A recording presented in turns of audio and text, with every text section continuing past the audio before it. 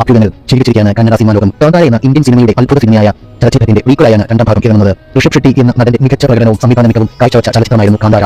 KGF ഇറക്കി Indian cinema ലോകത്തെ മൊത്തം അമ്പരിപ്പിച്ച കന്നഡ സിനിമാ ലോകത്ത് നിന്നും ഉയർന്ന മറ്റൊരു അത്ഭുത സൃഷ്ടി തന്നെയായിരുന്നു കാന്താര. ഇപ്പോഴിതാ കാന്താരയുടെ രണ്ടാം ഭാഗത്തിന്റെ ബിഗ് ബഡ്ജറ്റ് ഹിസ്റ്റോറിക്കൽ ചലച്ചിത്രമായി ഒരുങ്ങാൻ പോവുകയാണ്. അഭിനയ ചാരുത കൊണ്ട് ഋഷഭ് ഷെട്ടി കാന്താരയിൽ വാരിക്കൂട്ടിയ പുരസ്കാരങ്ങൾക്കും ബഹുമതികൾക്കും കണക്കില്ല. 2022 ഇന്ത്യയിലെ ഏറ്റവും മികച്ച നടനുള്ള ദേശീയ ചലച്ചിത്ര പുരസ്കാരം വരെ ഋഷഭ് ഷെട്ടിയെ തേടിയെത്തി. ഇപ്പോഴാണ് കാന്താരയുടെ രണ്ടാം ഭാഗത്തിൽ ലാലേട്ടനും ഇന്ത്യൻ സിനിമയിലെ ഏറ്റവും മികച്ച അത്ഭുത നടനായ ലാലേട്ടൻ കാന്താരയും വരുമ്പോൾ കന്നഡ സിനിമാ ലോകവും ഇന്ത്യൻ സിനിമാ ലോകവും അതിശയത്തോടുകൂടിയാണ് നോക്കിക്കാണുന്നത്.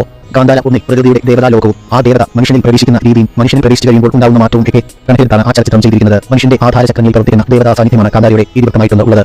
രണ്ടാം ഭാഗത്തിൽ കാടിന്റെ ഒരു വശ്യതയ്ക്കുള്ളിൽ നിന്നുകൊണ്ട് മൺമറന്നുപോയ ദേവതകളുടെ ലോകം തേടി കണ്ടുപിടിക്കുന്ന കഥയാണ് കാന്താര 2 വരുന്നത് എന്നാണ് അടുത്ത പറയുന്നത്.